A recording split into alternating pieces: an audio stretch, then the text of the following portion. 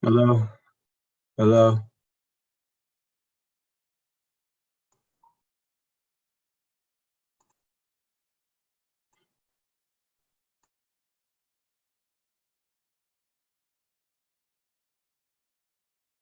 Zoom.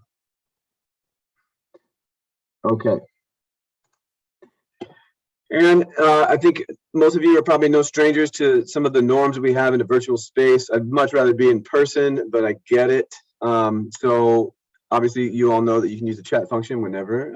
If you cannot unmute or share your video, although that would be preferable if you could, just for some connection. In a minute, you'll be talking with someone specifically. But if you are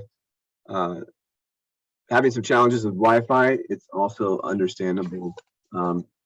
Just do your best to participate and be engaged in any of the ways that you can today, because none of us is as smart as all of us, and it is a team effort. So, and what I hope to accomplish with you all today is the following. One, I think some of you have heard about our district civic learning plan. And if you haven't, I hope to familiarize you with that today.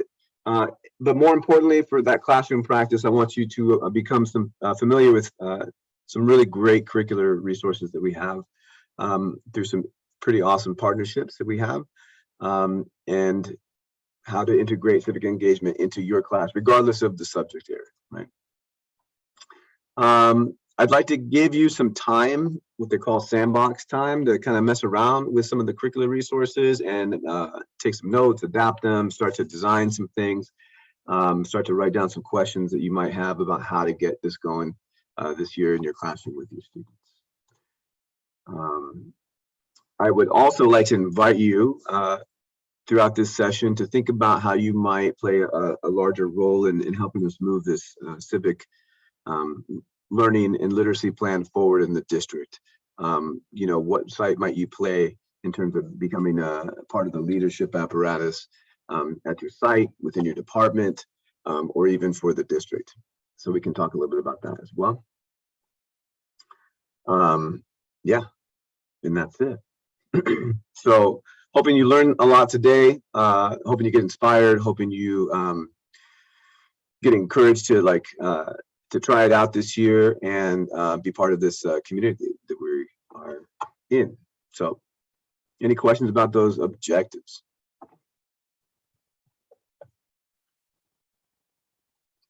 Sweet. So I would love for you all to think a little bit about why you're here, why this session, why today, and then I'm going to put you into a breakout room with another person so that you might be able to share your why, right, and share your reason for being here, as well as introduce yourself. You know, where you teach, what you teach, a little more about yourself that might be pertinent, that you're willing to share, and yeah. So I'll give you a few minutes to just jot some ideas down about your why. Maybe it's right there on the tip of your tongue. But some think and wait time to write it down is always good. And then I'm going to zoom you away into a breakout room with another person, another participant. And I'll give you about 5 minutes to share your why and introduce yourself. And then we'll come back and talk about that.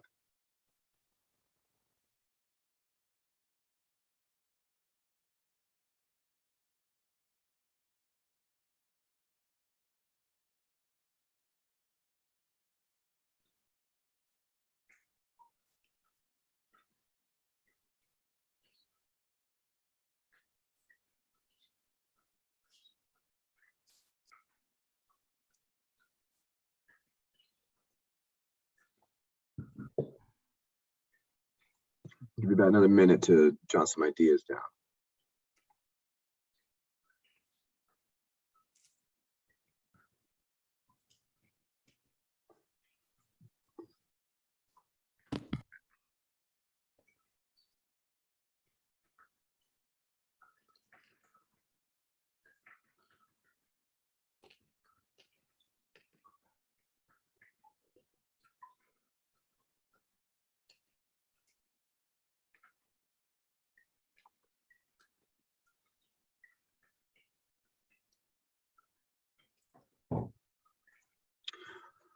All right. I will open up your breakout room. Please just accept the invitation to the room and have a good time connecting with someone else, another human being. About 5 minutes, and make sure that you all provide enough space for both voices to be heard. I'll see you in a little bit.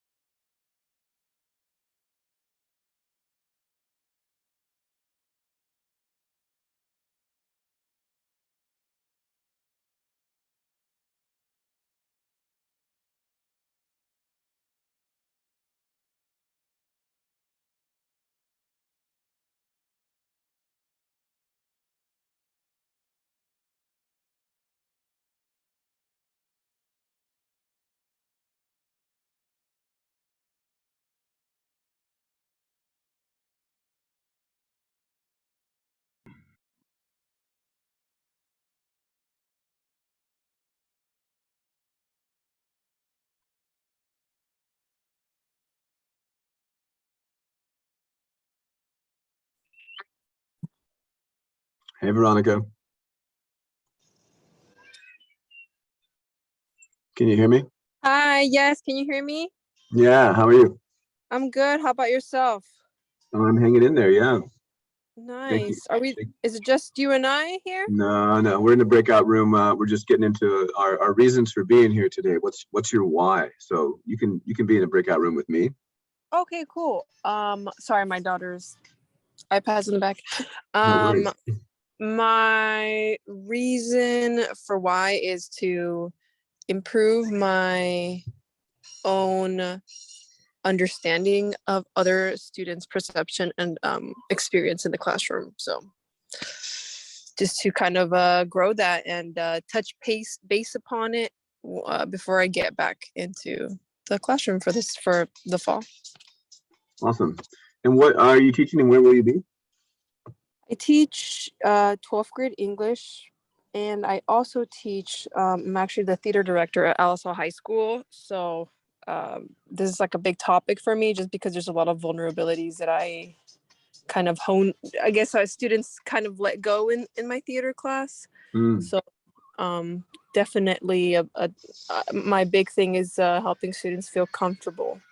Yeah. Just so they're able to, learn and grow. So that's a big thing for me, comfortability and understanding. So Right on.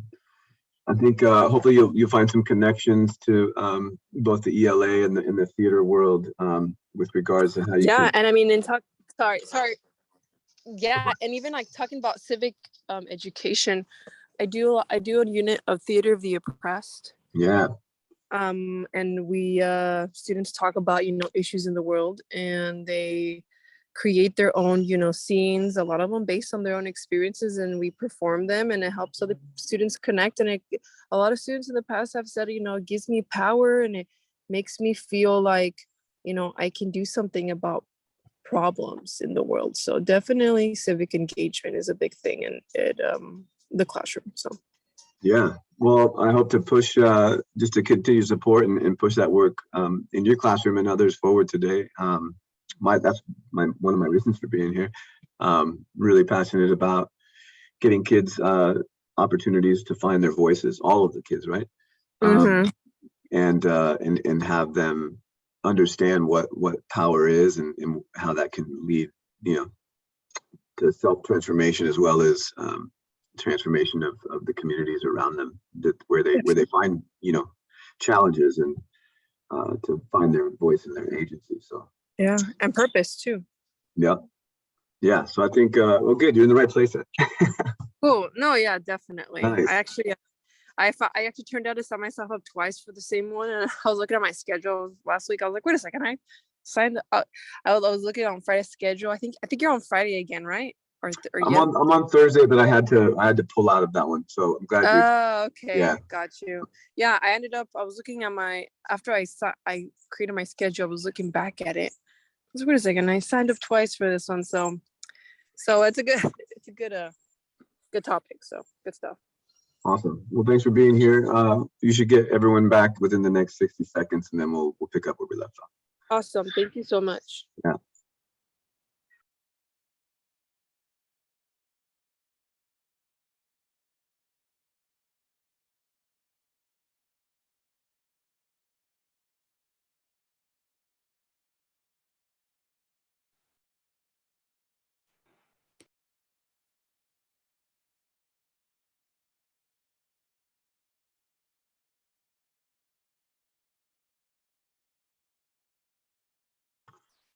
All right, we should get everyone back here in a few seconds.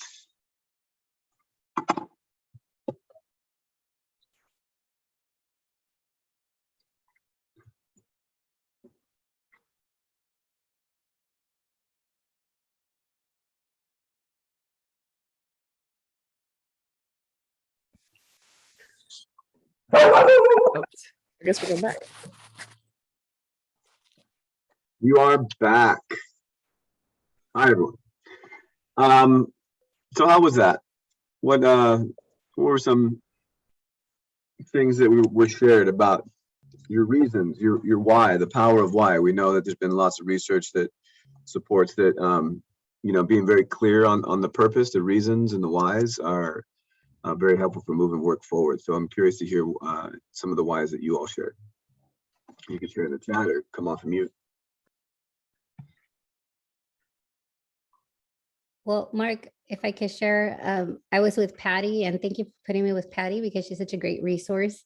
And one of the things that we came up with is that we like working with you. So it was a session with you, and we always learn. And so that was the first thing that came up. But beyond that is, you know, supporting students and how we can push this initiative forward in our work. So thank you. Yeah, and then sorry, sometimes I can't hear. So yeah, same thing. I came in, I'm interested in the topic, and I want to keep up because I'm now a retiree, but mentoring the other librarians.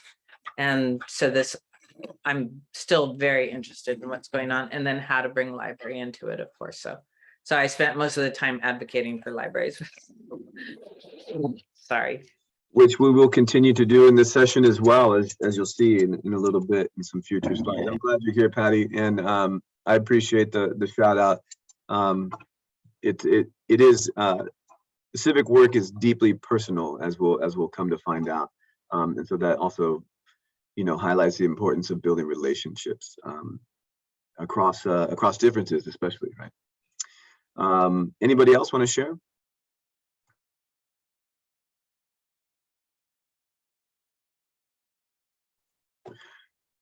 I'll share one theme that came up in our paired with Veronica. You know, she mentioned that one of her reasons for being here is to continue to learn, right? And continue to educate herself and learn how to better bring in her students' perspectives and experiences and learn from them, right? And I think that's a really important part of the work of authentic civic engagement, right? Is every time I've been able to bring in the voices of my students in more authentic and consistent and transformational ways, it's just been the highlights of my career as an educator, and I've learned so much, right? And there's always such a great sense of gratitude that's coming both from the students and myself. So that was one theme that came up, is lifelong learning in communities, right? Well, I hope you got a chance to connect with folks and feel good. Yes. Yeah, equity, right, is the buzzword of the day. But what does that really mean? And so I'm really glad that, Alyssa, you brought that up. And we'll see here in a little bit. We're really talking about civic education for all students, right? We're really talking about having every single student be able to have multiple opportunities throughout their career here in Salinas Union High School District, find their voice and use that voice to affect change, regardless of what their profile as a student might be, right? And so I'm glad that that's part of your why as well. You know, on the big scale, right? The zooming out, I think this why is pretty important, right? Regardless of your political affiliation or non-affiliation, for some of us who want to disengage from the politics that are, you know, increasingly demonstrating themselves as chaotic and uncertain. Democracy is something that we all need to be a part of, right? And there's so many different ways to be a part of it. And education, as we know, is a central way to do that. So the big why is similar to the session title, is that we are teaching to save democracy still, because it is in a very precarious place, not only here in our country, but in many places around the world. And so I am a firm believer that education, like Dewey, is a central way to continue to fight for democratic spaces and values. And by the way, all of those reports that you see right there, they're all linked in the speaker notes, and a lot of slides, the images will also have hyperlinks to them too. So if there's anything that you're like, oh, I want to dig more into that, but we don't have time to do that today, you'll find most of those sources in the speaker notes and the different slides. So speaking of the world today, I'm a visual learner in a lot of senses. And that's why I get a lot of crap sometimes. I'm sitting in meetings and I'm drawing and sketching in my notebook. But what I'm really doing is like processing both the auditory information and creating visuals to help me figure out what the hell is going on. Just wanted to take a minute to take a look at the world today.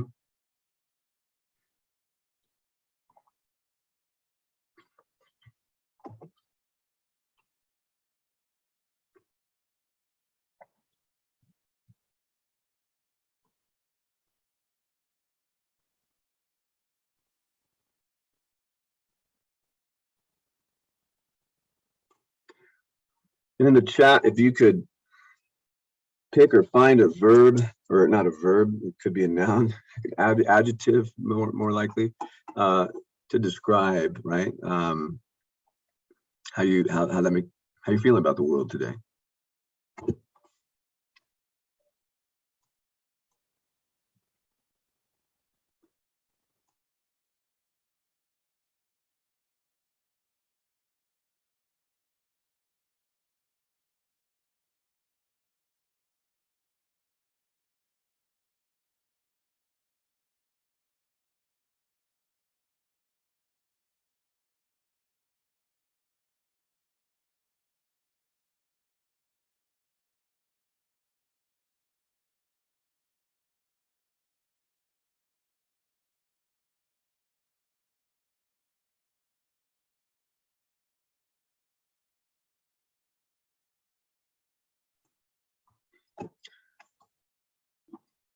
So it doesn't take you know, a lot of thought, yes, to see what kind of quadrant these words are coming from with regards to our emotional states, right?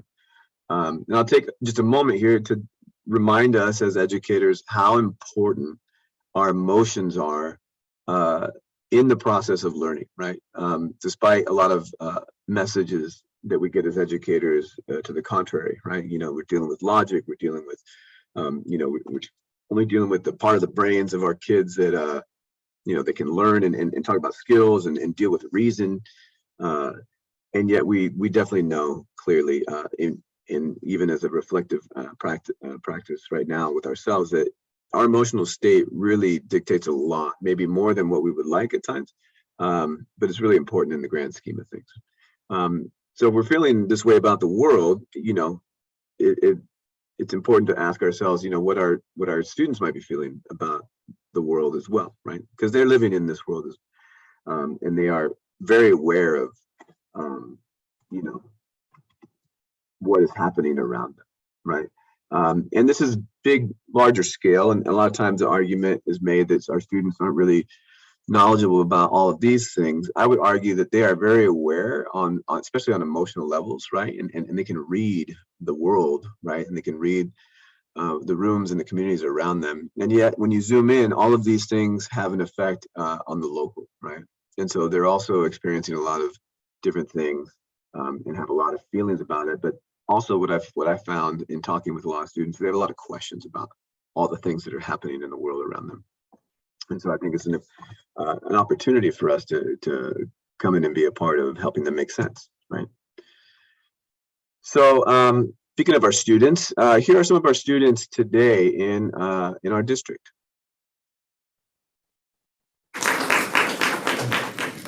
Before I start, I would like to say that I give only the board permission to record me. So if anyone's recording, please put away yourselves. Hi, my name is Andrea Flores. I'm a sophomore at Everett Alvarez High School, and I built the courage to come up here to talk about two things: the dress code and the stigma around ethnic studies. We can't hear her, please. Can you please? We can't hear her. They don't belong in here. Parents belong where I belong. Parents belong in here. Can you please hold it down? We're gonna have you.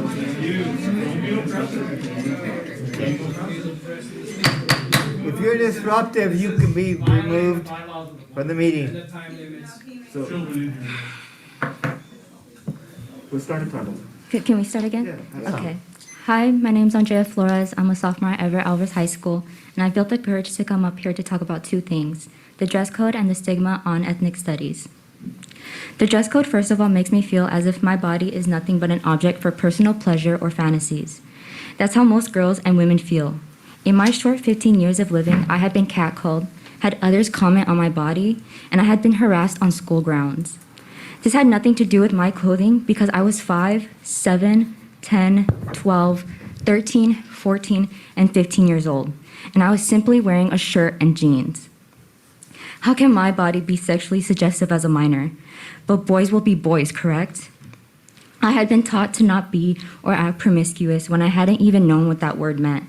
So clearly, young girls and women aren't the problem. It's the misogynistic idealism that you are currently taking part in. Other people making decisions or having control over our bodies won't make us safe. It just teaches boys and men that they can take control and not be held accountable for their actions. Now, to address my next topic, the stigma around ethnic studies, I've come to enough board meetings to see that certain people can't grasp the concept or the importance of ethnic studies being taught. The term ethnic is defined relating to a population subgroup within a larger or dominant national or cultural group with a common national or cultural tradition. So literally the main concept is that we study different cultures to get a better understanding, to have patience, to respect, and to grow as human beings. Because behind my brown skin, I have blood cells, I have muscles, I have a heart that beats, and I have lungs that inhale and exhale. I am human. Right now, I have my ancestors' blood infused with the ones who killed and raped my people. Despite the tragic events that make me who I am today, I will not tolerate nor accept others stating that my right to learn about my people, my culture, or other people's culture is a teaching that will oppress the white community. I see words carved on the desk I sit at in my math class saying, "I hate N-words" with a hard R. Or I see the F slur that is directed towards the LGBTQ community with an X crossed on it. Ethnic studies is not teaching students to oppress white people. It's a class that makes students feel like they are finally being seen and heard. Thank you.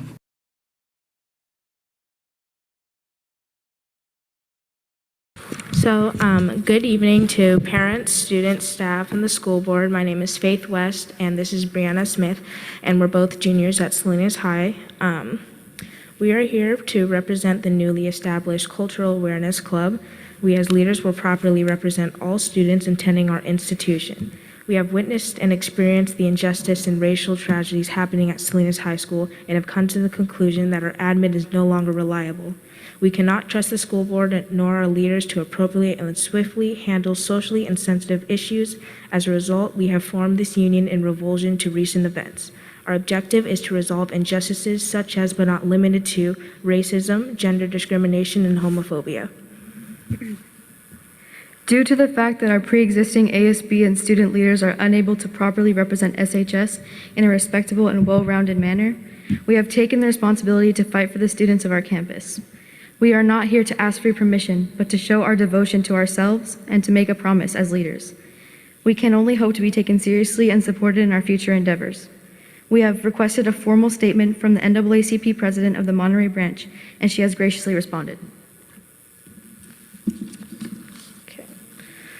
So the statement supporting Salinas High School students: every student deserves to feel safe and protected at school. Because of recent racially charged events at Salinas High School, many students of color feel neither right now. Tepid disciplinary actions meted out thus far by the district have further eroded their faith in the faculty, and because of that response, their patience has worn thin and their trust in SUHSD administration has evaporated. Your students are starved for leadership. They should not be compelled to continue their educations in an environment that has been described by them as both toxic and hostile. If the administration is unable or unwilling to fix this serious problem, then it will be up to community organizations like the Monterey County NAACP to remain involved, stand by their sides, and demand to see necessary change implemented immediately. We strongly support the students who feel the need to form a club that will act as a student union for all students. We are impressed that they are standing up and taking steps to improve this situation, and while we are so very proud of them, simultaneously, we are absolutely appalled that they have been compelled to take matters into their own hands. They are supposed to be in school to learn, and now looks as if they are also taking on job responsibilities that belong in the hands of the adults who are being paid to assess and monitor their behavior. The Monterey County NAACP urges leaders at SUHSD and the state of California to recognize the seriousness of these events. Members of the community and students on Salinas Union District campuses have voiced major concerns for many years that the administration has failed to address racially insensitive affairs properly. Immediate steps must be taken to address this very serious problem and take cohesive steps to fix it now. We will continue to watch this situation closely and work with any student, parent, faculty, or community member that reaches out to us for assistance. Our sincere desire is to see a clear message sent from SUHSD that racism will never be tolerated.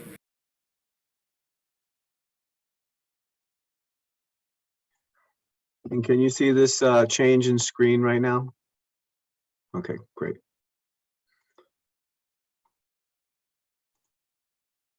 A student from Alice. Sorry, it's a news station ad. High School is now a finalist in a national speech competition, hoping to make positive change in his community. Action News 8 reporter Brisa Colon is here with his story. Brisa? Dan, Harry Ordiano was chosen as a finalist in the National Mikva Soapbox Speech Competition out of thousands of applicants all across the country, the first from the area to earn this distinction. Although the city of Salinas is praised for being the salad bowl of the world, it has always received a bad connotation for being a place filled with heavy crime. I want this negative stigma of my hometown to change.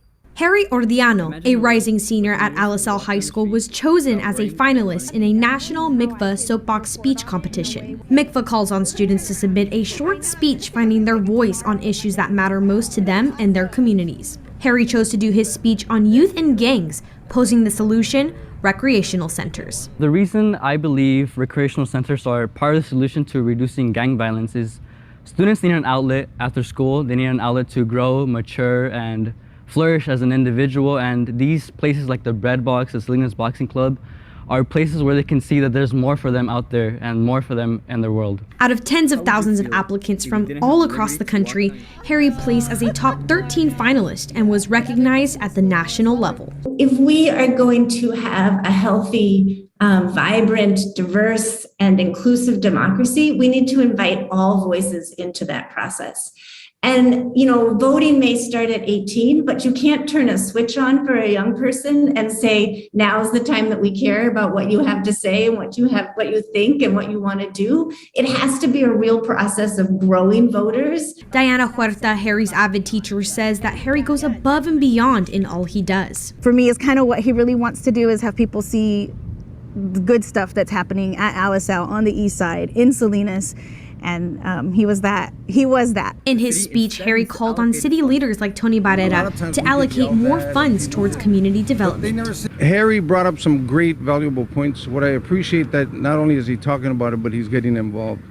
And there's a lot of Harrys in our community that have been participating in community meetings. I've grown up here in the east side of Salinas my entire life, and I've grown to love the people here. I've grown to love the communities here. And I want others to share the love that I have of the city as well. Harry's speech is truly so powerful when he says his generation is the future and adults today need to work with the youth as they share the same end goal. I'm Brisa Colon. Dan, back to you. All right, very good.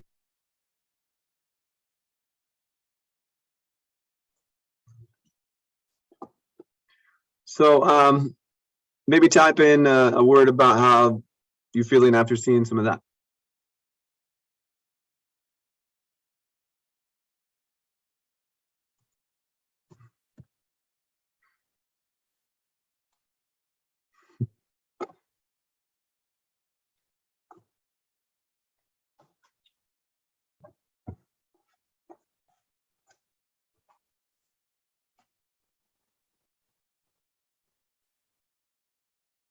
Slightly different than the previous slide around the context of the world. So I think it's clear, right? And that those are just 3 of our students. There's so many more students that are doing such good work. And if they are given the opportunity, more students will step up, right? They need our help though right now. And so even though young people are ready to lead, we often get in the way of their ability to do that, right, as adults. You know, I just want to remind folks that they've always been ready to lead, right? So here those of you who might be familiar with the Student Nonviolent Coordinating Committee, the group of young people who helped really spearhead a lot of the civil rights movement, the March on Washington, the voter legislation that was passed. You know, has a long history of helping put young people into opportunities to affect real change, right? Similarly, in you know, in the community that I'm very close and tied to, Los Angeles, you know, in the 60s and even before, right? Latinx young people using their anger, using their passion, and being assisted along the way by adults who recognize that they had the power to change situations that were inequitable, right? Unjust. Students have always been at the center of social movements, right? Young people have always been at the center of social movements, whether it's despite or in spite of the realities that our institutions, you know, kind of place on them, right? And we can be a part of that today. And I would argue that more so maybe now than ever, we should be a part of these types of movements, right? Even in a great liberal state like California, right? For whatever that means, because as you can see, even in the videos with our students speaking very powerfully, they were met with resistance and contention, right? And they definitely were able to rise to the occasion and show courage, but that was not without support and intervention from allied adults, right? So some questions that we might consider, right? Again, with that centered on equity, right? Moving past its surface level, like buzzword, you know, educational jargonism. What does it really mean to provide all of our students, regardless of their profile, in this district an opportunity to get involved as those students that you saw earlier, right? What would that mean? What would we have to do? Who would we have to work with, right? What does it mean from a disciplinary standpoint, right? I know that in working with a lot of teachers for a lot of years, we are often equally as passionate about the young people as we are about our actual subject matter, right? And so often I'll talk to teachers, and the first thing out of their mouth in terms of like their why and their purpose, their passion, comes from the love of their actual discipline. But what does that mean to leverage the disciplinary knowledge and skills in the efforts of saving something as valuable as democracy, right? Or working towards something as important as justice, regardless of what subject you teach. Again, civics is not just a school thing, right? In fact, it usually happens more often outside the schoolhouse. And so what partnerships, what relationships and collaborations necessary to really truly achieve the type of civic education that is authentic, equitable, and empowering for all students, right? And then what resources do we need as educators, and what resources are available in order to do this work to the best of our ability, right? So these are questions that I think are probably already kind of floating around in your mind, but are questions that we want to continue to come back to as we do this work. So one thing I'll just remind folks of is that we have a pretty robust civic learning plan, and we are in year 2 of its implementation. And this was a plan that was co-constructed by multiple stakeholders, and the ones who were the most clear on helping us come up with a vision were the young people that were involved in making this plan. And it was a pleasure to help spearhead and organize that. But I learned so much from these young people, and they articulated the vision of a truly equitable civic learning program here in Salinas. And so you can see that plan and familiarize yourself with it. We're in year 2 of what is a 3-year kind of initial implementation, right? Last year, I was really hoping to lead the charge for this plan in this implementation. And I began to do some of that before I was returned to the classroom due to the vacancies that we are still dealing with, and that might happen again potentially.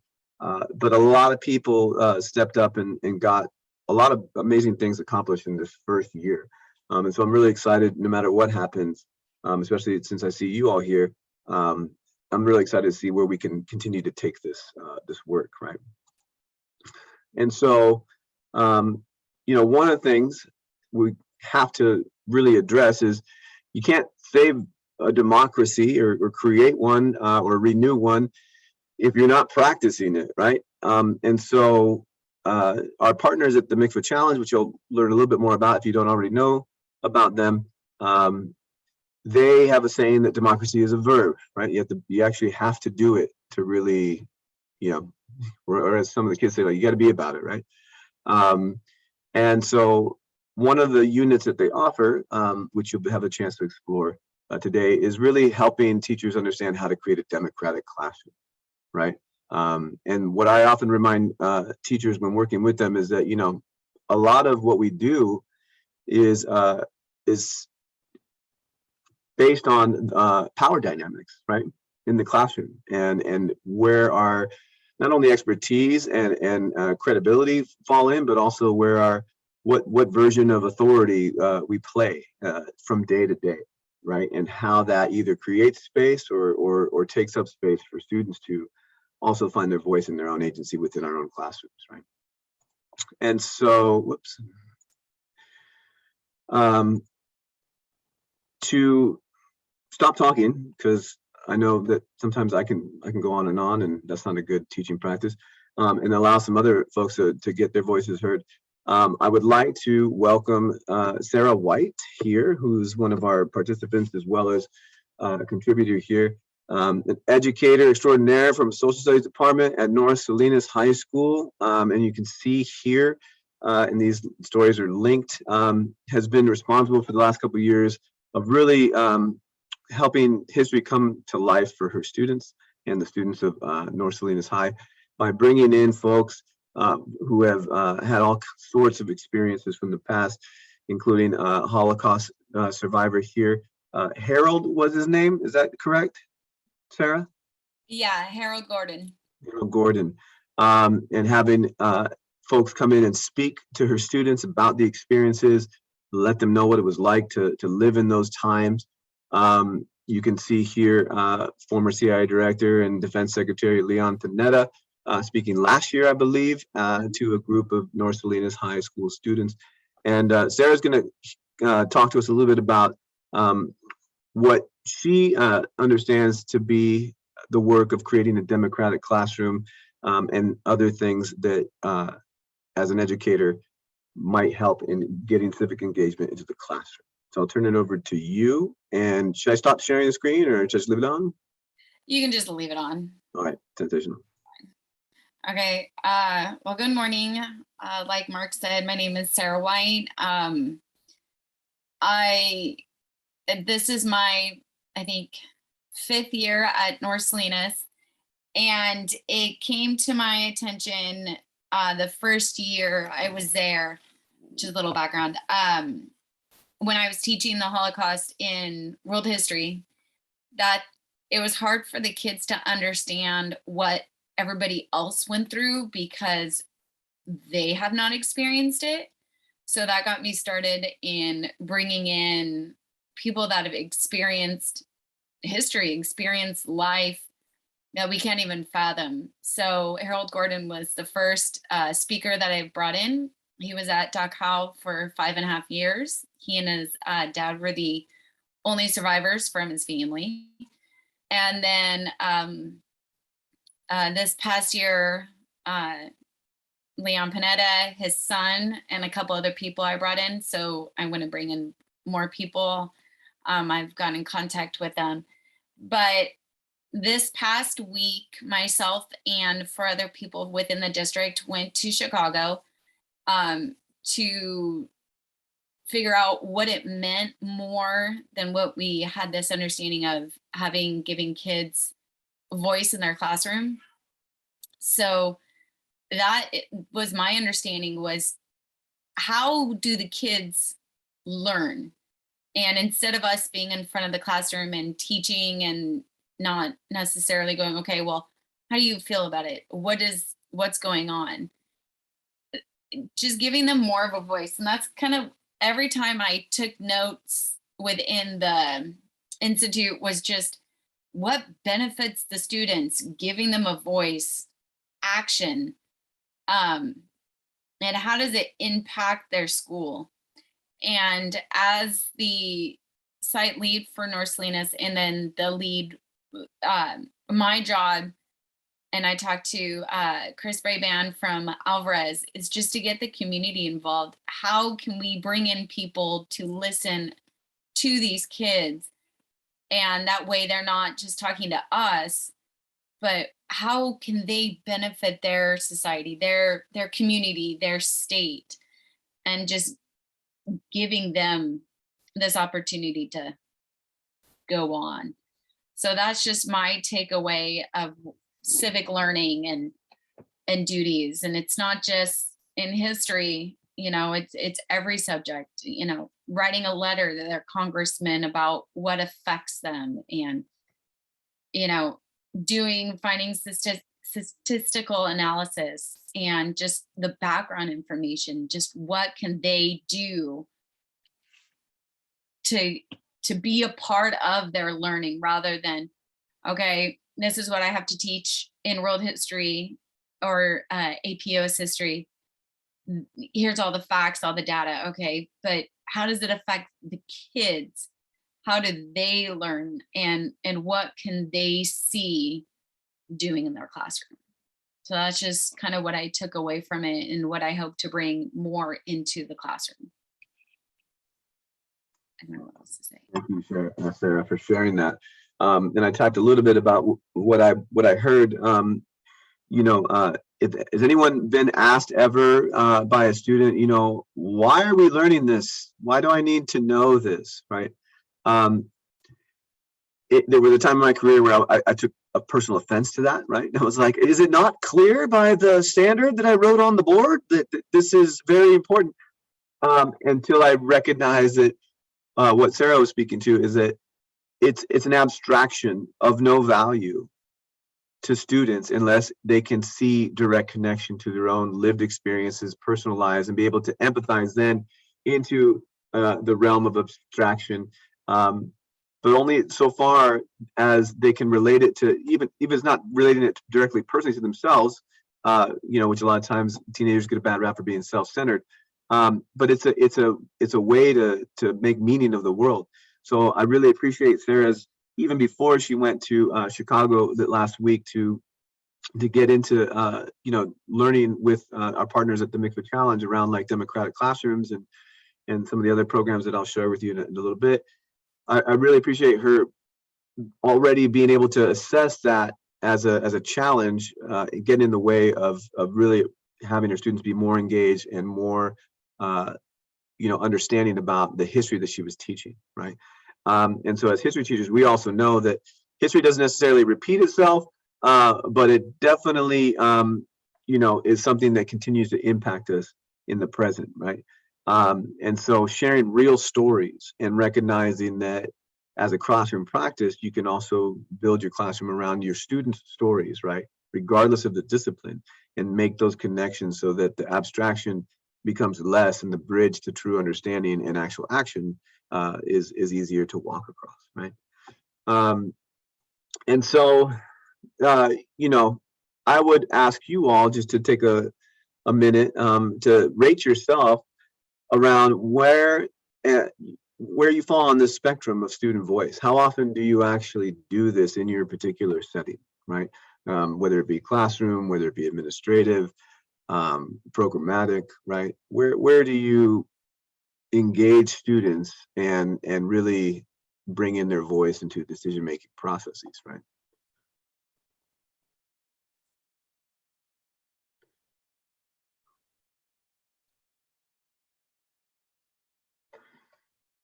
And when you figure that out, maybe it might be worth bravely and vulnerably putting that in the chat, perhaps.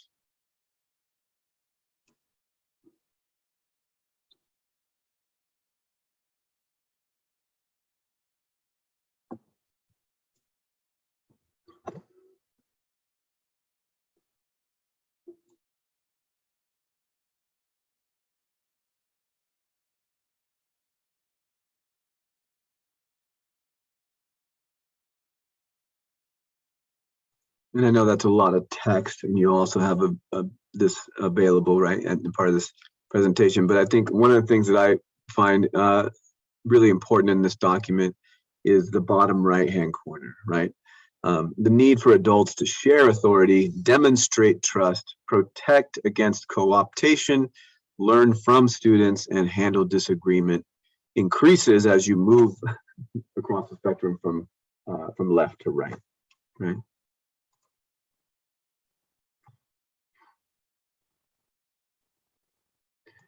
And so what you might find is that, like a lot of educators or, you know, adults in positions of authority, and that's what teachers are, we are in positions of authority granted by the state, of course, for all the hard work that we did in our programs, right? But you can see that most of the time we fall in this, the left-hand side, right? And again, as spectrums, we move across, right? And there's been times where I have definitely worked with students in the realm of activism and leadership. But on the day-to-day, I would also say, like, around participation and consultation is you know, is really where I land on the day-to-day instruction.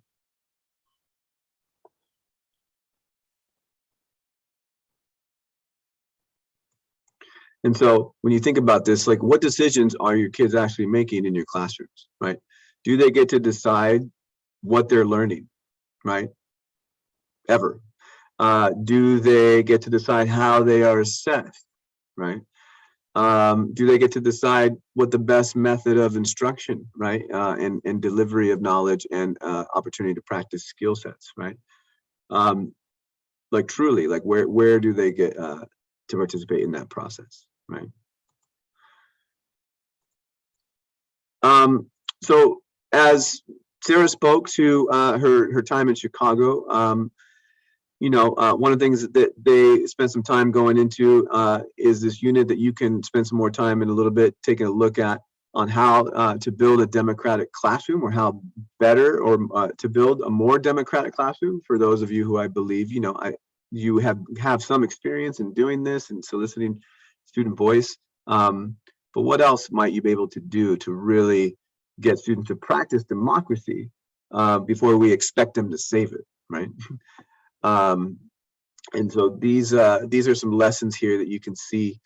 You know, essentially, you know, someone spoke in the chat to trust, right? You can't have trust in a space that's not treated as a community with shared norms and understandings of purpose, right? Leadership and understanding leadership and what makes a leader is important, right? Today more than ever, I believe civic dialogue is essential, right? As we continue to be, you know, kind of trapped in our own filter bubbles, if you will, based on our propensity in the social media world, but also in the real world, to only talk with people who are like us and who think like us, right? And so we don't have any kind of disagreements, right? Gloria, I see a hand. Would you like to share? I actually have a question. So I'll be teaching ethnic studies at LSL, and I'm wondering if there's a crosswalk done already with this and the ethnic studies syllabus or course sequence.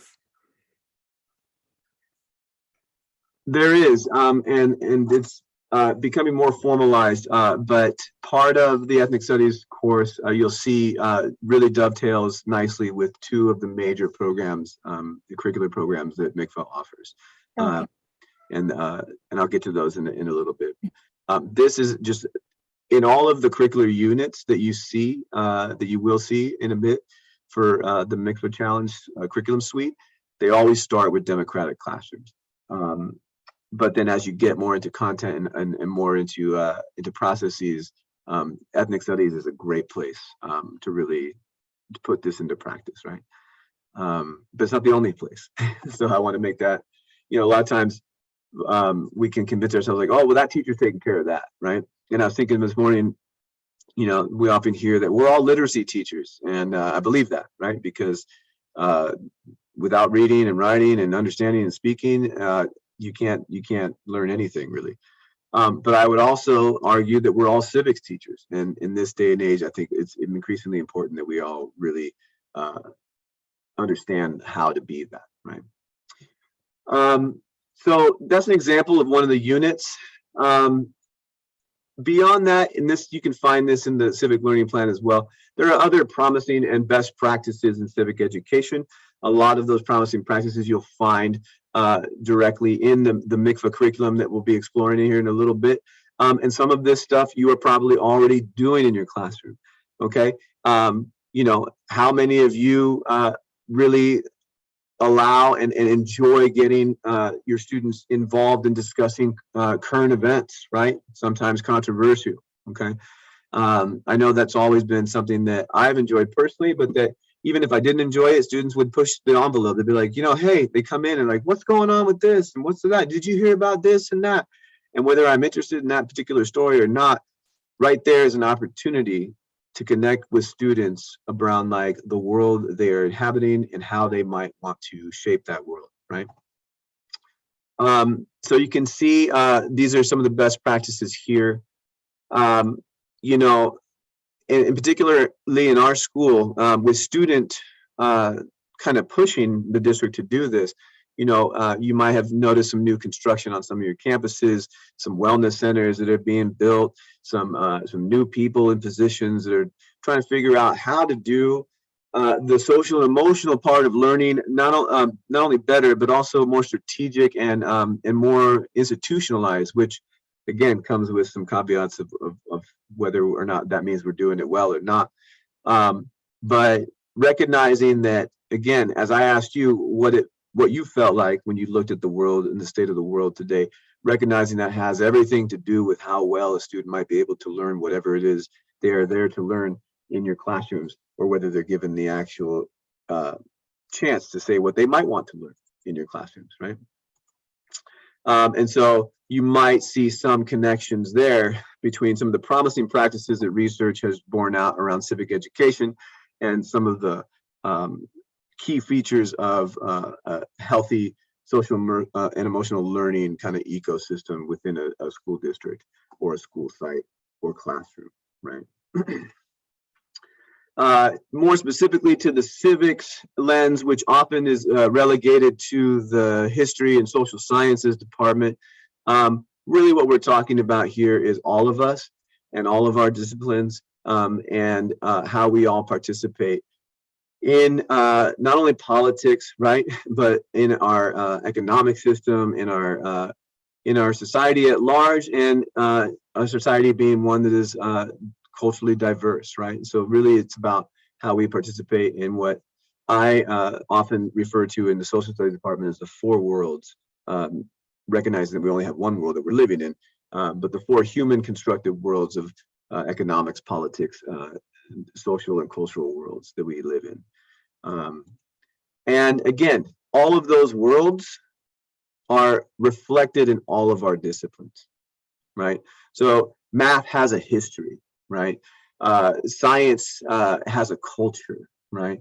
And different societies that help build the knowledge base and the fields that we all get to teach our students, right? And so our civic learning plan really is hinging upon the understanding that civic education happens in all of our disciplines and should and needs to be supported as such, right?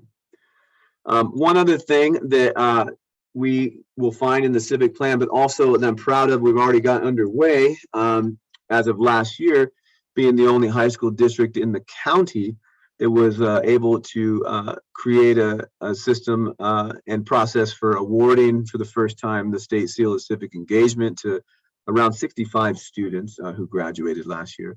The State Seal of Civic Engagement is an opportunity to recognize the amazing work that students are doing, students that you heard from earlier today and that you probably have taught in your career, right? This is one way to kind of not only incentivize, but to systematize through measurement around like what counts as civic learning, right? And what, not only, how many kids are getting the state seal, but how many more kids can we support in having this distinction on their diploma, which they can apply for in the 11th and 12th grade. And I can share that information with you later on as well. So I'm hoping that some of you who teach 11th and 12th graders, or even if you don't teach 11th and 12th graders, I let my 7th grade ALD students know last year that this is something that I hope that they apply for, having already done some civic work in our classroom around creating soapbox speeches and entering into a district competition, which I'll talk about in a little bit. Well, I'll talk about it right now. Another thing we were able to accomplish last year was we were able to host our first ever Project Soapbox speech showcase event, in which you saw one of our young people from LaSalle submitted a speech, and that speech got submitted to more regional and finally the national event, and was recognized as one of the best speeches of the year last year. So really excited about that and wanting to grow this particular portion of our civic learning plan out and give more students opportunity to create a soapbox speech. I had my ALD students in 7th grade create soapbox speeches, and in doing so, they were able to also learn about researching with databases, right? And learning new research skills that they could take into their other classes. And then more importantly though, learning about their own community and what they feel about it and what they feel should be done about challenges in their community. And it was really powerful to not only be in the position of trying to help other teachers do this, but doing it myself and recognizing how powerful it is to have every single student get up in front of the class, regardless of their language designation, regardless of the issue they chose, and speak intelligently and passionately about something that they, at the moment, took the time and effort to learn more about and put forth an actual solution to a real problem, right? What are we hoping to accomplish in year 2? Okay, we have a formal partnership with the Mikva Challenge, and it goes beyond just providing a free curriculum that you'll get a chance to explore momentarily. They're really here to help us become an Action Civics model site, a model district, right? And in this coming year, there's a lot of opportunities to push that work forward. You might have heard that we have some more elections coming up in the fall.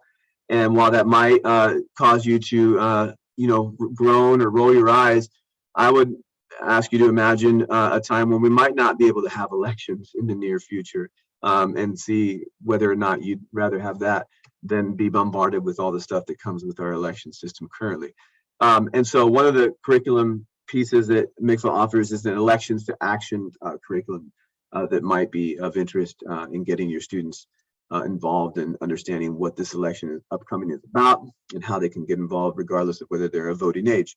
I'm definitely looking to continue with a district-wide soapbox main stage event where different students will submit their speeches that have already given their speeches at their sites and their classrooms, and then through a process that we will continue to refine, have the best speeches come to the main stage and hopefully in person this year, and to have an audience there of community members and students and educators, hear people in our district speak passionately about what they feel are important issues.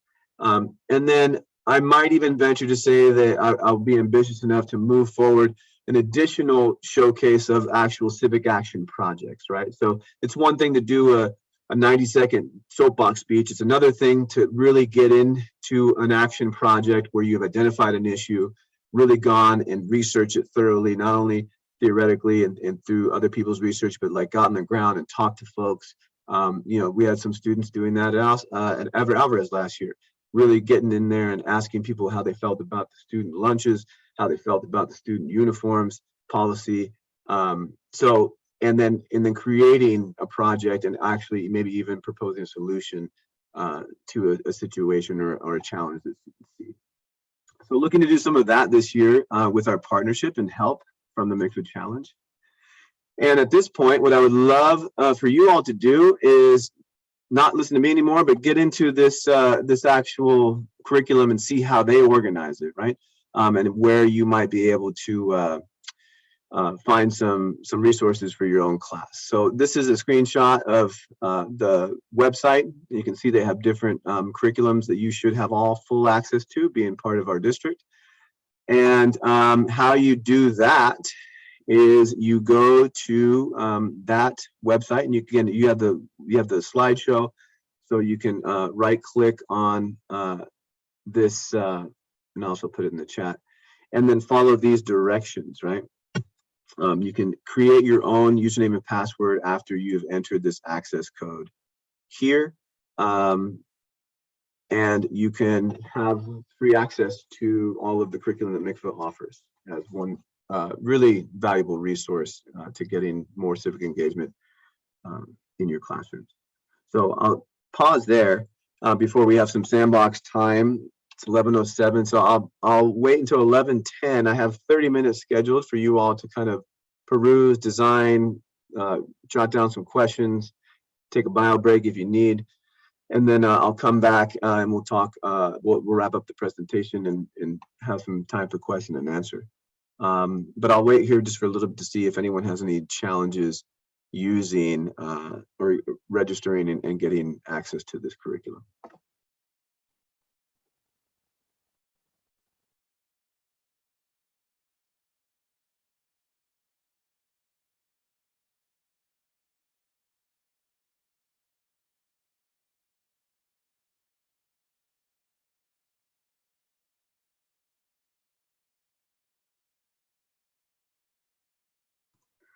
Alyssa,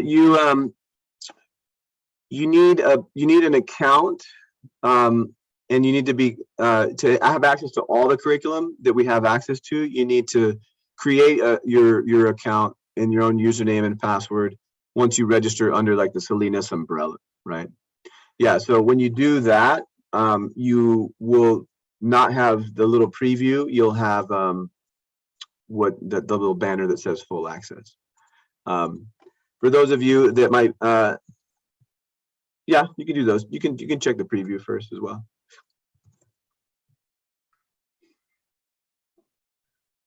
But if anyone has any problems as they're trying to register, just let me know and I'll get you access by just giving you my login.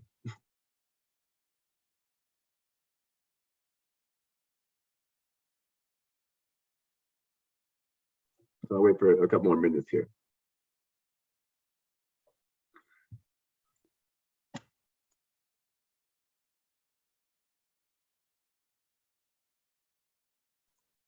And Gloria, is your hand still raised from the last question, or do you have another question? Oh, no, sorry. I forgot to take it down. No worries.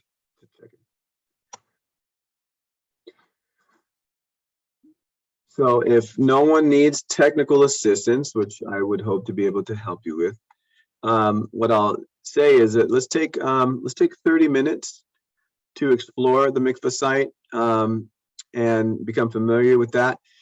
If you're really quick about doing that, you're like, oh, boom, I like this, and I'll bookmark that for later, and you want to, also further explore the Civic Learning Plan, you could do that as well. But when we come back, we'll share out a little bit about some of our ideas on how we might be able to implement some more civic engagement and civic education, student voice, agency within our classroom or our context. And then I'll share a few more, I'll share quite a bit more resources beyond the Mikva website and curriculum, just because I'm an oversharer.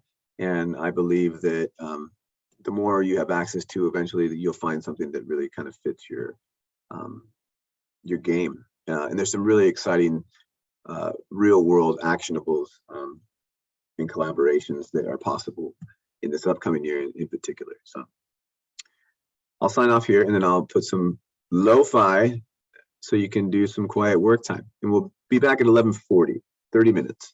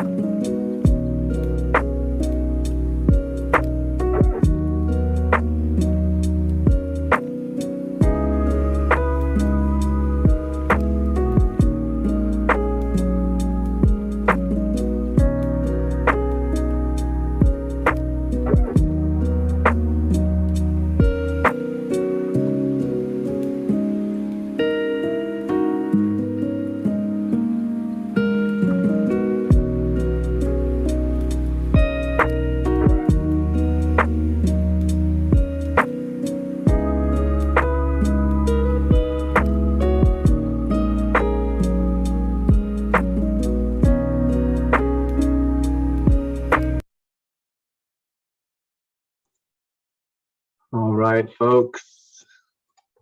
Hopefully you're still with us. Wake you up from your slumber. Just kidding. We'll bring you back from your exploration of the curriculum and or civic learning plan or other things that maybe you got into, writing some things down. So I would love for you all to come off of mute, show your faces if you're able to do so with the camera, and maybe share out a little bit about what you spent the last 30 minutes thinking about, planning for, questions you might have as you were taking a look at some of these curricular resources.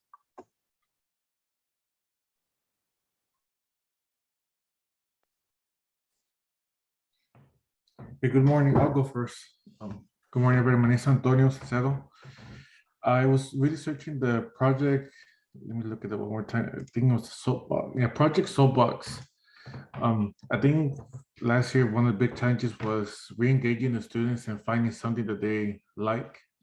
The social media news, everything was always very negative towards them. Like, there was always a pandemic is going on with this. Now we got this going on with the news, etc. I'm pretty sure soon they're gonna start picking up about the monkey flu as well, you know. So there were always something negative they were saying in the news, and redirecting that to something more positive that they feel engaged to. Something that they're like, I'm willing to explore and that I like, find some sort of initiative between themselves. So that's why I really think I like the Project Soapbox. It's for them to find their niche, something that they like, and that they're going to go willing to explore themselves even further. And even ask questions about. Okay. Yeah, no, I appreciate that, Antonio. I think a lot of times it's true that as educators, we might steer away from wanting to dive into current events because they're so heavy, right? And finding the positive, or the whole point of civic engagement is to find your sense of agency, to be able to believe that you can actually make a difference and do something. But a lot of times, if you cover the news in a certain way in classrooms, it is overwhelming, right? Obviously, even ourselves, we become overwhelmed. So I think that's important. And in addition to the Project Soapbox kind of process that Mikva lays out in like a step-by-step way, in getting kids to understand, because a lot of kids are like, well, I don't know what I care about. And so there's a process that kind of help them like through that, right? Because they do care about something. And in teaching this, and I had a really condensed time to do it last year because of all the testing in the spring for students, ELD students. But the rest of the curriculum for the year is designed around issues, right? So there's sides to different arguments or what have you. But it was still a challenge for some of my students to really kind of let them loose and be like, yo, anything is up for grabs in terms of like what you want to be focusing your speech on, right? And so I had, anywhere from real heavy topics like gang violence and sexual assault and being a survivor, to more kind of like localized, campus-wide things, school uniforms, lunches, cell phone policy, and just the fact that, one of the things we communicate in that unit and in leading up to the soapbox speeches, that all of those ideas are valuable, right? And you can affect change on any of those particular things, right? Starting clubs, whatever it might be. So I think Project Soapbox is really what our partners at Mikva really encourage kind of folks who want to like really get a first time into like what it means to engage students and help them find their voice, right? And so in our overall kind of district plan, not that Soapbox can't be used in high school, and it absolutely should be, but we also want to like introduce it at that middle school level because it is appropriate at that age level, right? To get them thinking about and speaking on issues. So that's awesome. And what do you teach again, Antonio, and where? I'm a resource teacher, special ed at Alice High School.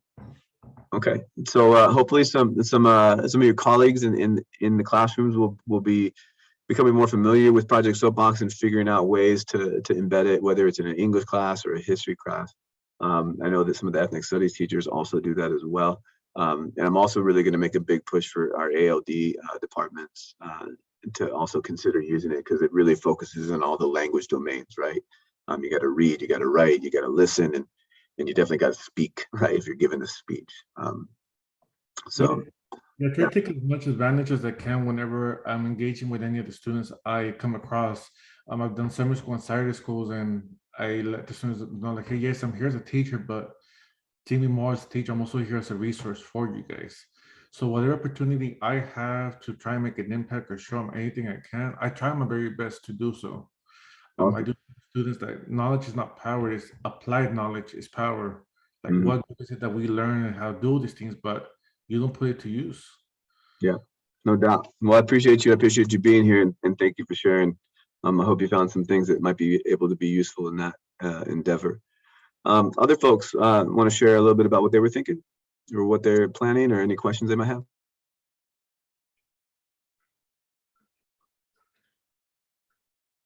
Hi, everybody. I delved into the democratic classroom one, and oh my God, I feel like my whole first unit with the students is already done. And it's really aligned to how I teach. I'm a former AVID teacher. So it was very simple, and, you know, with the bell ringer and all of that. So it's definitely made for teachers, because sometimes you look at lessons that are online as resources and they're just like, you know, something that takes 2 weeks and they condense it into, 2 periods, you know.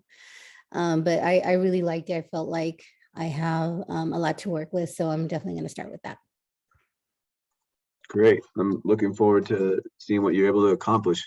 And Gloria, there's a lot of people in the district who kind of workshop some of those things out. So I hope to build, you know, more opportunities to share those ideas and have, you know, adaptations for different lessons and resources be available to folks as we build this out. So excited for you to be back in the classroom and doing that. Thank you for sharing. Other thoughts, other folks? I'll share. Okay, I just can't turn my camera on because I just took my daughter for a drive so she could take a nap. So I had to step away from my computer. I was looking at the one called Issues to Action, and I mentioned to Mark when I first came in that I teach a unit called Theater of Oppression, which is very much to Augusto Boal's, I forget what his original, can anybody help me out here, type of pedagogy into, you know, minorities who are faced with poverty and trauma, and how different students learn. And Theater of Oppression is essentially, in a nutshell, creating a community theater about real world issues and presenting it to an audience, and helping the audience come up with answers to the issue. So it's a very much, what do you think we should do type of like theater, right? And they're presented little things. And the Issues to Action actually created a really great pathway about a lot of the terminology that I have kind of pulled out of my own hat. But I think I'm going to use it this year to really guide students to like, what is empathy, what is privilege, what is, you know, XYZ, to really jumpstart a lot of these conversations. So I really like the Issues to Action. So I think I'm going to really take a big part of that, of the resource that I saw on here, to really put to work for that unit. So it just kind of gives me a little bit of a better guide, and I can, you know, take what I need and leave what I already explained behind. So yeah, back in 12, yeah, I'm pretty familiar with Chago and all that. Prior to a big part of my background was I've interned for the Centro Campesino for the last 10 plus years. So that's those people are really in my I guess outside circle right now, just because my inside circle is LSL High drama club, drama stuff. But yeah, I've used them plenty of times. But I'm glad that you guys are familiar with them here. But yeah, so yeah, in a nutshell, Issues to Action, that's what I'm focusing on. That's awesome, Veronica. And we're going to have a lot of people hopefully going in that same direction as well, and some support from the Mikva folks on how you might be able to do that. And I'm always someone who's available to help you think through that. you know, and part of that work is really breaking down those barriers between schools and communities, so that we can have our circles, you know, kind of merge, right? So if you have contacts in the community, like Teatro Campesino and folks from Block 12, Chago, of course, amazing, you know, East Alisal community organizer. We want to create more opportunities for folks to come in and do and help us, you know, do the civic education, right? Because the civic education, ultimately, at the end of the day, has to live in the community, right? It can't just be something that is in the classroom. So that's an amazing, you know, kind of direction to be traveling in. Just looking at the time, I'll offer one more person to kind of share, or you can also put it in the chat. But anyone else want to jump off the mic and see what they were thinking? I was just going to mention real quick that we do have databases. I linked along with the passwords into the chat, and so the ones I linked were for controversial topics, both for middle school and high school, and then also the culturegrams, which is pretty amazing. I actually just looked up a video of a 15-year-old Panamanian girl and her life experience and what it's like. And culturegrams has always been my favorite database, but I think it would be extremely helpful. I also am mentoring specifically the librarians at Salinas High and Alisal, and I see a lot of Alisal action in here. It would be so great to work together with Chad at Alisal and build something with you guys. Thanks, Mark. Yeah, no, thank you, Patty. And I'm gonna, at lightning speed here, so you have a little bit of time to do the evaluation of the session, kind of fly through some things. And Peter hit on a good point too. How you assess, right? Part of the main thread around assessment is having the assessment live beyond the classroom as well, right? So inviting community members in to really see what your kids are working on, what they're thinking, what solutions they're proposing to real world problems, right? And so we do that. Soapbox is one way we can do that, not only through the main stage at the district level, but also as you guys are having your students practice their speeches or just give them in the classrooms that first round, inviting community members to be a part of that and give feedback and not necessarily judge, but be a part of witnessing what these young people are thinking and putting forth as real world, you know, possibilities and solutions, right? We have other parts of our partnership. Get out. Sit down. Sorry, dog's up in my business. With the Mikva class, with the Mikva challenge and issues to action and really doing that community problem solving. Again, we're trying to get student voice committees at every campus, right? And really build out our apparatuses for involving students in decision making at the site and district level, right? And then of course, elections to action. We have an election coming up. And so that might be something, if you're going to get kids involved in looking at some of the election issues through database research as well, you can use parts of that curriculum as well. The process here is one of my favorites, very similar to what we call YPAR or Youth Participatory Action Research. It really starts with self and community and really digging into the definitions of how we come to define who we are and what our communities mean to us. And therefore, then we go in and look at like things that we might want to change, do some real, you know, rigorous research and goal setting. You know, one of the main parts that I find most fun in the classroom is helping students become power literate, right? Like, what does power really look like? And how can you utilize it? How can you get your own power, right? And then strategizing, planning, potentially acting, putting forth some kind of policy change, and then showcasing that work beyond the classroom again. And so one example I always share, and I'll share it real quickly, is I had a group of 9th graders when I was teaching in Los Angeles, be one of the main reasons why they got the city council to vote unanimously to amend the daytime curfew law, which was being implemented inequitably and racially in the geographic spaces of LUSD. And that was an amazing event for those students, recognizing that their stories could actually convince people who could change laws, right, that were affecting them in negative ways. Here in Salinas, we are in the process of developing the general plan for the city, which is a budget for the next 20 or so years. And they are so interested in having young people be a part of that process. And so here you can kind of see the values of the general planning committee's work, what they're hoping to get done, and they want young people involved. I was a part of the steering committee and the technical advisory committee for a brief time. I might join up again, but you know, anywhere from the landscape to the safety and road traffic ways, routes to school, everything that city budgets impact, which is a lot, right?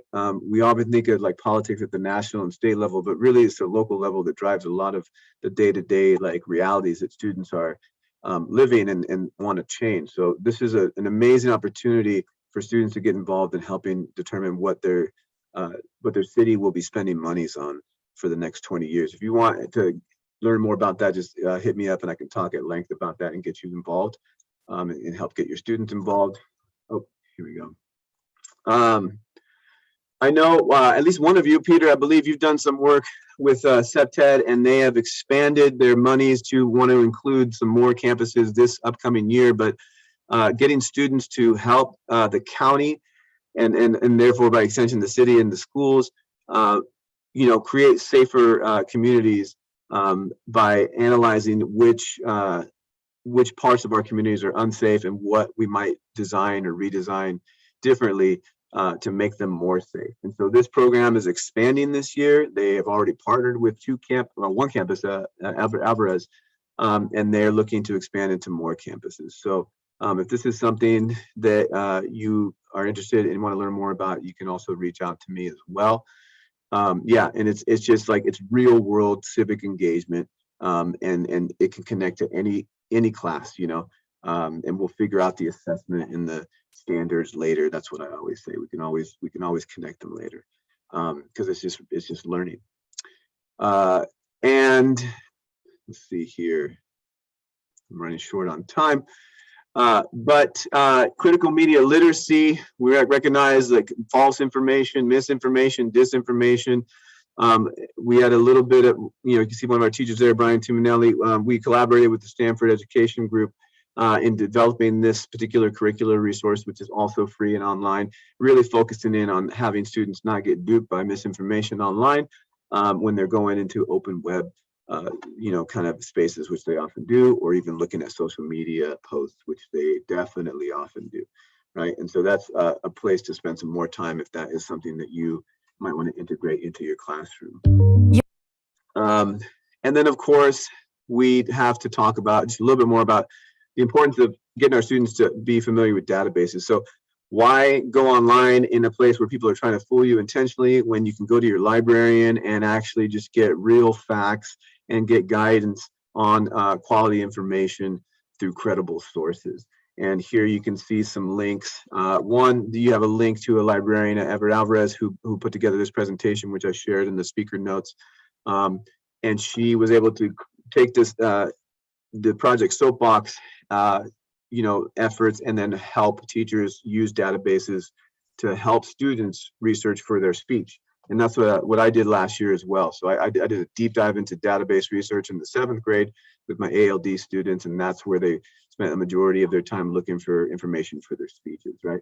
As well as articles about the local community and things like that. Patty here graciously a couple of years ago created this resource for the election cycle last time. I think it's just as important for this upcoming election cycle, and more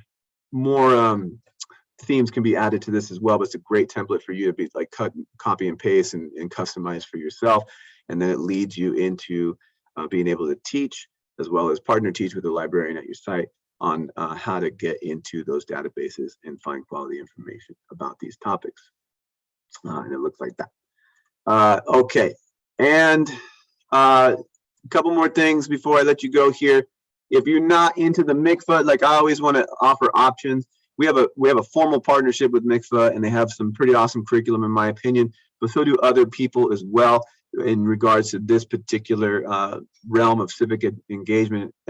So here we have some friends at UC Berkeley who put together a pretty awesome website. They're still constructing some of it as well, but very similar to the issues to action curriculum that Mikva has, and influenced by YPAR as well. And with that historical analysis too, and of course, I'm going to support anything that has more people looking at deep history. Speaking of history, there's also, another partner that some of our teachers have applied for a grant with, Facing History, and ourselves has an awesome way of looking at civic action with young people. And they partnered again with KQED, who has for several years now run some youth media challenges and gotten kids involved in creation of media, different forms of media to express their voices as well. So this might be something to take a look at. And last but not least, I'm just going to say that there's so much we can do to keep learning. There is a podcast that reminds us the essential role of educators in times of struggle, including times like the civil rights and times that we might find ourselves again. So I'm going to encourage you maybe to listen to a few episodes from educators from that time and how they helped students as well as themselves navigate tumultuous times in our country. Some reading that I've been doing this summer that has been keeping me on my game for this work has been the history of Salinas, which is a really in-depth look at our community, and not just talking about race relations, but also centering, the impact of race in our community. I just finished this book for the second time, but not for the graphic novel version, 20 Lessons on Tyranny by Timothy Snyder, a fascinating read, and lessons in history.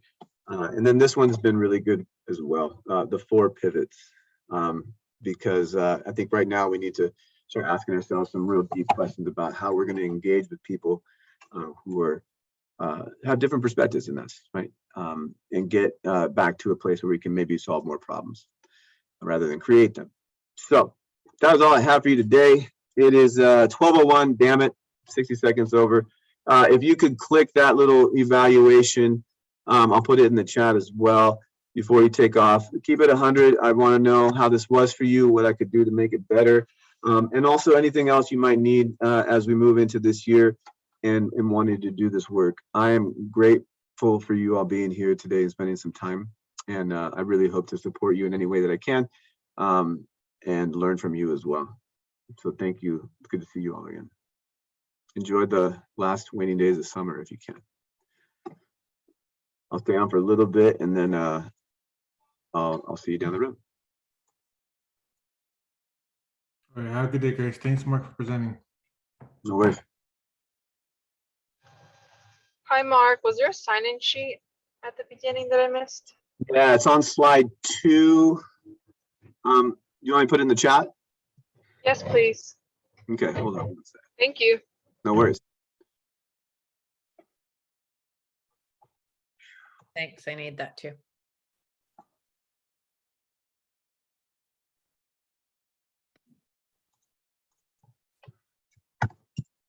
Boom. I think that's the one. How's retirement, Patty? It's